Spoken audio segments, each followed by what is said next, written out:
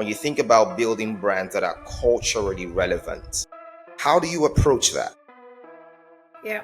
Um, I think the first is being able to connect to a core human truth and really to delve quite deep into the inside, such that it's something that can resonate across multi countries, multi people. It's such a core human truth that it stands true for everyone.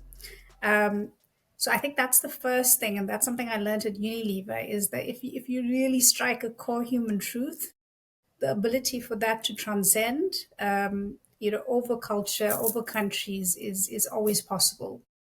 What I'm learning, especially now, and with Savannah and Desperados, as you mentioned, which is a flavored beer in Europe, is that culture moves even faster today with the fact that we have everything Right, digitized. And right. so as marketeers, as humans, we need to listen even faster. And what I mean by that is, how do we embed ourselves in cultural conversations and not just campaigns? So the days of campaigns are gone. And now we enter cultural conversations, and going from one campaign a year to many cultural conversations that a brand enters and needs to be allowed to enter is now the shift. And so, what I mean by that is, like Desperados, it's a creator led platform, meaning we give our brand to 60, 70 creators, and we say, go and create, versus the traditional mechanism of taking a brief, giving it to an agency, pitching, coming back with ideas. We actually asking nail technicians on Instagram and Hyperbeef platforms to develop what would Desperados look like for nails and music. And so it's changed quite a bit. I think, yeah, so for Desperados, it's definitely about communities. It's about building with authenticity. It's not about creating a campaign and then landing it in a channel. It's now about understanding what communities we want to belong to and then creating that content for those communities. So it's quite different.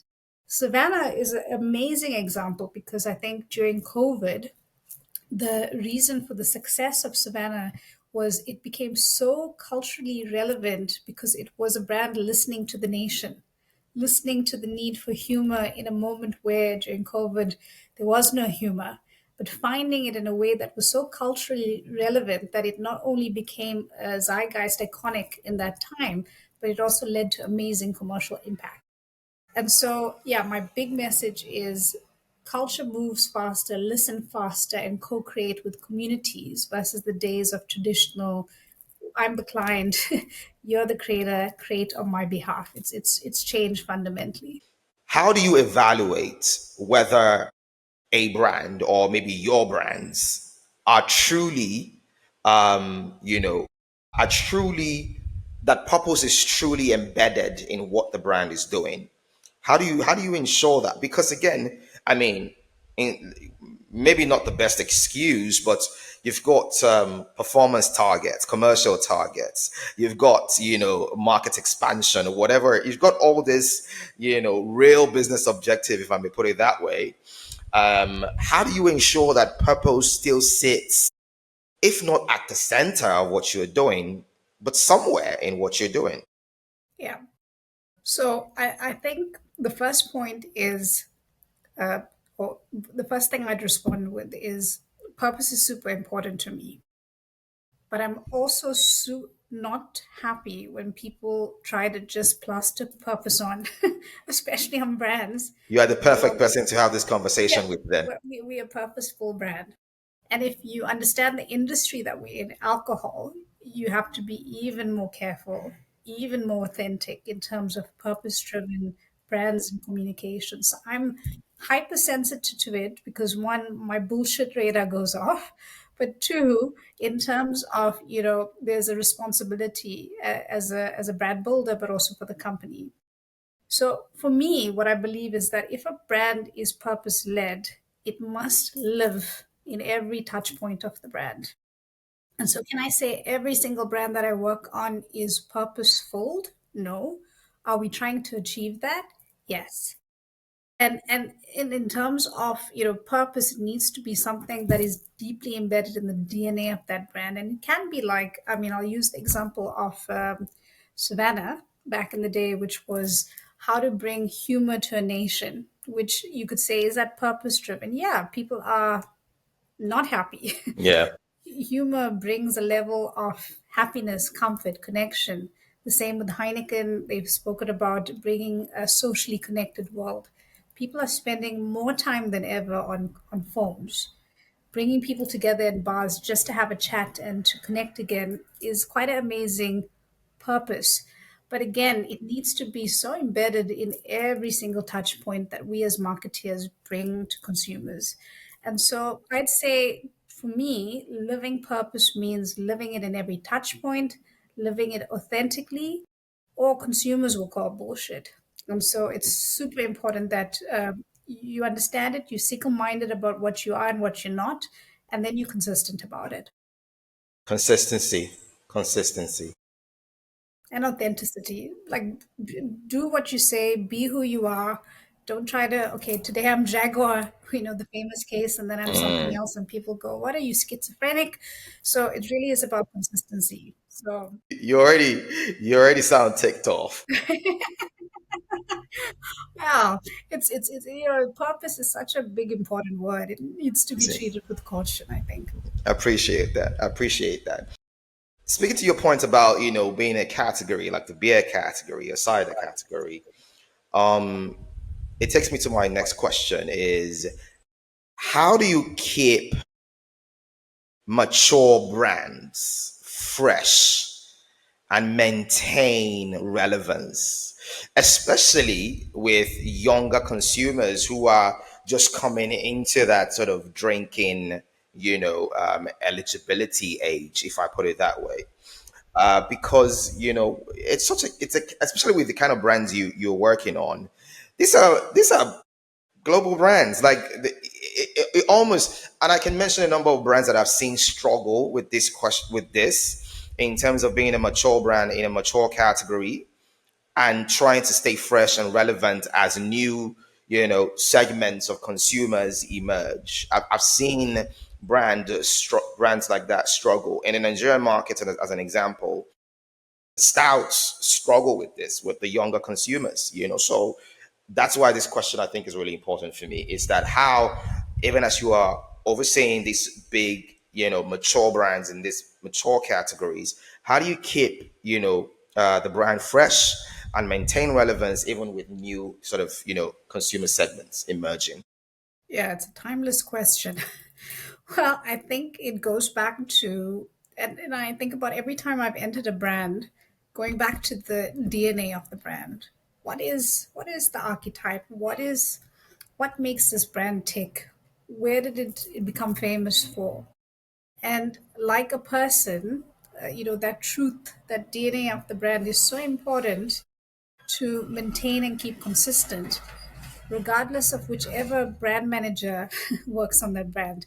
There's always a joke. I remember my managing director used to say, every time there's a packaging refresh, it means that there's a new brand manager on the job. But Goodness. but the truth is that DNA needs to be maintained, consistent, and kept as that golden thread through the years. Context changes, culture changes, and so the second point is about beyond the DNA, the core human truth. The truths at that time evolve, and it's if you always are latched onto that core human truth, you're able to express that in a new, fresh format.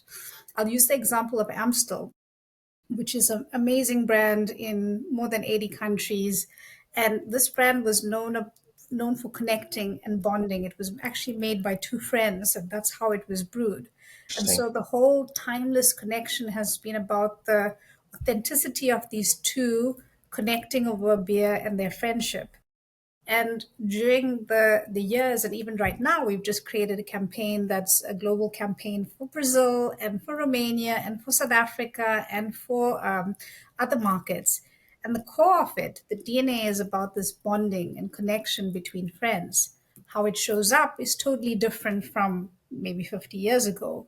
but that core human truth that more than ever you need these quality connections, and people that really see you, people that really know you, and that's when you're the best version of yourself. That core human truth is still timeless, just Yeah. showing up in a very Yeah. different way today in this Yeah. world. And so I think, yeah, if you are able to find that DNA, find that timeless truth, make it show up in the freshest format of the culture and context today, then you continue to create authenticity and build communities, because you find that magical point between legacy and DNA and relevance and novelty of today. And that's when magic happens. For me, when I've sat back and looked at a magical piece of work, you see the thread of that brand, and then you see just how you've taken that and created this new story with the old story. Yeah, it's just wonderful. So that Wow. that would be my answer to it. Wow. Wow. Thank you. Thank you very much for this. Quick segue to this question would be sometimes, companies like, Heineken, or maybe not Heineken, but, conglomerates who have sort of a household of brands. Sometimes I think it's called portfolio strategy, and then how do you, you're already smiling because you know where I'm going with this, right? So So so it's almost like when you approach product innovation that way in terms of a portfolio as innovation as an outcome of a portfolio strategy, mhm. it suggests that purpose and essence and DNA might be missing. But is there a way to still incorporate these concepts of essence and purpose and things like that? Is it still possible to incorporate them into a brand that is clearly or was born out of a portfolio strategy? Is it still possible? Yeah, absolutely. I think in terms of the starting point is again consumer insight needs. Where is there a gap in terms of meeting needs as a marketing company, consumer team, and then building on that these demand spaces where consumer have a collective need. And so this the portfolio strategy emanates from these collective needs which needs to be met. And so products, innovations start to form into these portfolios to meet these needs, and they could be different demand spaces. So the starting point is always consumer. The starting point is always insights that are how do we serve a need for a consumer, and then from there, as you build out the brand, you integrate the insight with the need, and then how the brand role and the essence of the brand might show up to help solve that need. So I actually feel like we are psychologists, we therapists for consumers, just Right. bringing products in a way. Yeah. But purpose obviously needs to be built into that, and how deeply you build purpose into the portfolio is a choice, like any marketing or portfolio strategy, but it is possible to live together. If you could erase one brand marketing trend from existence, Natasha, what would it be and why? You already told me I got a bit feisty and a bit upset about it. All right. Okay, okay, okay, okay.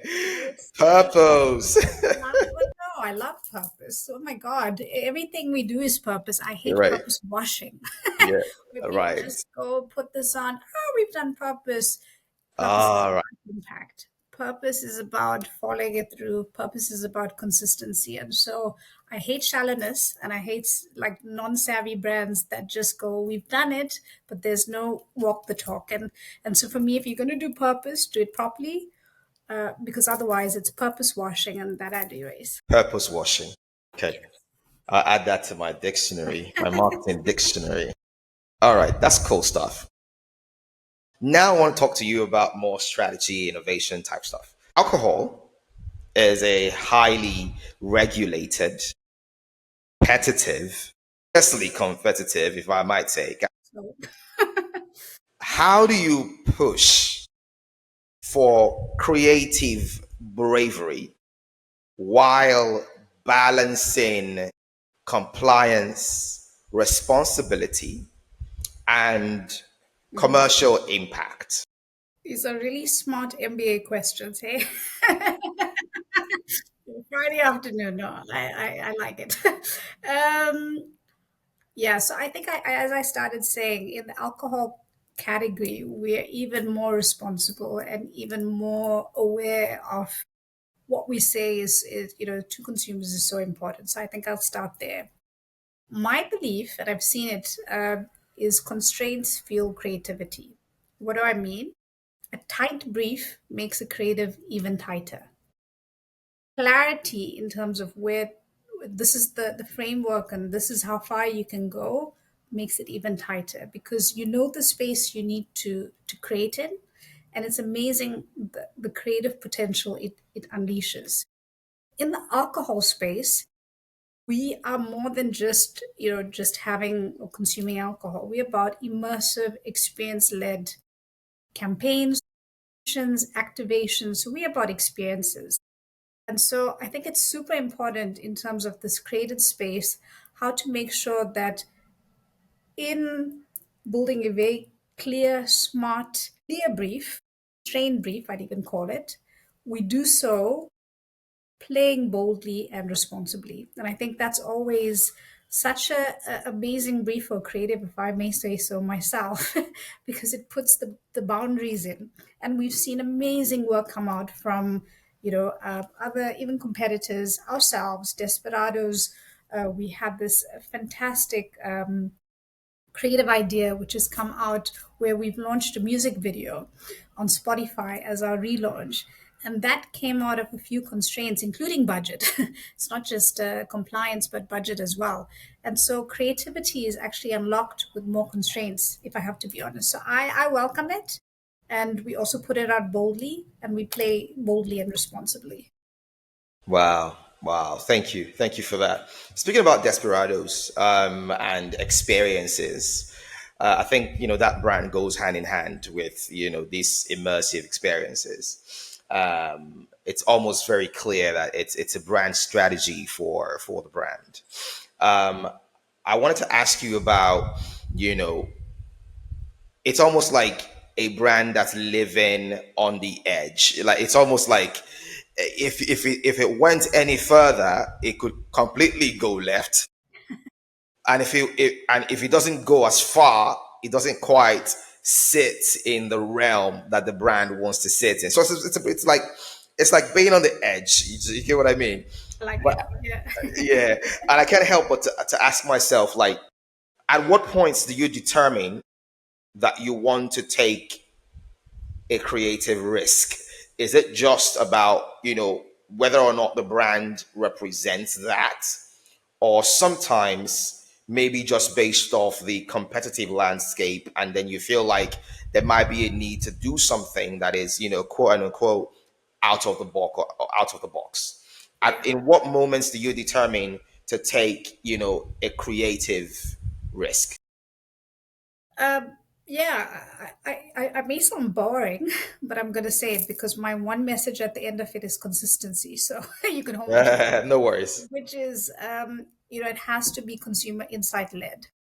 If it is something that is connected to what we're seeing in terms of needs and consumer insights, and if it's something that's super relevant and happening in culture and is a linking or has a linkage to the brand and the brand DNA, we go, why not? So that's the first question that I always think about. Is it insight led? Is it relevant for the brand? The second question is, because of the risk appetite, can we pilot it? Can we trial it? And then if it's not 100% right, could we iterate it? If it's not quite working, but we could take the kink out of it, versus should we need to put like 5 million euros down on something and we're not sure if it's going to bomb immediately. So that ability to be able to pilot, trial, rework it if we need to on the go in real time. And then the third question we ask ourselves is, will it create long-term brand equity? And is there risk ultimately for the brand? But is it just a short-term building tactic, or is it really going to build meaningful difference, salience for the brand in 5 years' time? Not always easy to answer, But yeah, when we did the music video, Desperados is a music led brand. It's built in terms of the essence is the beer with the Latin vibe. The insight is that consumers want to let go out of their head and use their heart and just get out and let loose. What better way than music? And a fusion of music is reggaeton. And so the whole idea was okay, creatively, we're going to push the boundary. We're going to relaunch this entire brand using a reggaeton music video. We're not going to use a usual 30-second TV ad. We're going to ask a Latin American music producer to produce this entire repositioning. And you know what? If it doesn't work, we're going to be able to pilot, create, we could do 30 seconds of it, but actually, we're going to put it into culture and see how it goes. Do we believe it'll create long term brand equity? Yes, because the brand is built as a renegade, it's built as a pioneer. So we're going to test something and we think it's going to build meaningful difference for consumers in the long term. And that's how I think about risk, and that's how I evaluate it, especially for brands that are sitting on the edge like Desperados. How do we push it a bit more, but is it in line with our values? Oh man, oh man. When I get like this, just try to ignore me. I'm just too much of a. I'm just too much of a. I'm just too much of a fan of marketing and the work that we do. And so when I get into this really constructive conversations, I just get excited by them. I'm really happy. Just get excited by them. Oh boy. Um, consumer insight led, brand relevance, Mhm. long term brand equity, and then can we pilot and iterate? Yeah. Well done. You and I definitely we flowing because I'm gonna definitely use you after this. You speak Natasha. I like it. Oh boy, great stuff. I want to talk to you about shifts now, whether it's Gen Z or the economic volatility or tech disruption. Everything about marketing is changing pretty fast. And I can't help but to assume that there's definitely a number of things that we might need to unlearn, and then sort of relearn new things. What's one belief or best practice you think marketers need to unlearn to stay relevant in the next 5 years? Um, it's a personal and a professional one for marketeers, Interesting. and that is control equals success. We need to unlearn that. Why do I say that? I'll use the example of co creation. Previously, when you went from one channel to many people, you had control of the brief, control of the narrative, control of the end product that went into any format of TV or digital. Now, with co creation and the way that marketing is going from influencers to curators, that brand is left to multiple creators to co create with you. And so you, as a marketeer, don't have control anymore. But that's okay because it still can be successful. And the biggest change for us is that we're no longer in control of the narrative. So today, marketing is about influence. It's about adaptability. It's about the ability to pilot and to iterate, but it's about mostly the ability to co-create and co-own the brand with consumers, and that's a massive shift. When I first started my marketing career in Unilever, yeah. So control uh, does not equal to success. You can still have success without control. Oh my goodness. I need to talk to you again. You're welcome. I need to talk to you again. You come to Amsterdam. We'll do it together. We can do it over Oh my drinks. goodness. Yes. This is amazing. This is beautiful. This is beautiful. And it's so instructive. I think that's what I'm enjoying about this episode. And again, I always like to say that, when I'm these podcasts, I have a selfish motive.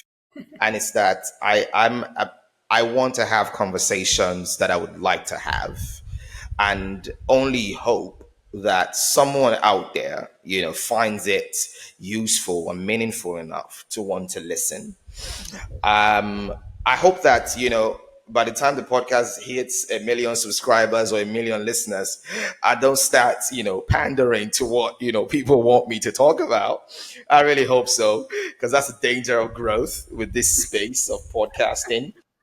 But Absolutely. in the time that it's just me, myself, and I, I'm going to keep it at that, which is why I'm really, really enjoying this. And thank you very much. Well, thank you for making me feel so special in this. And you're also making me a bit shy, so thank you. Oh my goodness. You don't have to be. You don't have to be. You have had the opportunity to lead, the region, for example, the African region, Yeah. especially with all of the distinct local nuances across the continent. Now at Heineken, um, you now lead a global brands with massive scale. You know, I'm curious to ask, how do you approach brand stewardship differently in each context? Or maybe I'm just assuming that there might be some, nuance or difference between both scope in terms of focusing on Africa as a region versus focusing on the world. What are the differences, or are there any differences in how you steward brands in each of those contexts? Yeah, no, and it's just made me think quite a bit because it's a style, as much as there was an African footprint. Again, Africa is not homogenous.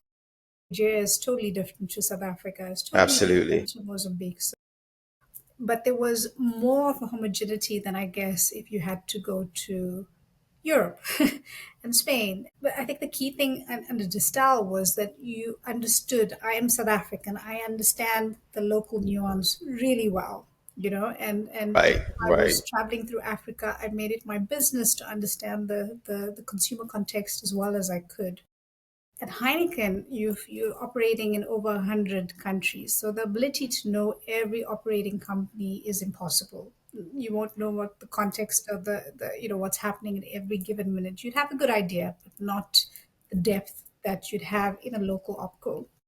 And I guess the key thing is global scale matters. That's why, these global positions are so important because it's about how to take efficiency, execution, creativity, but scale it.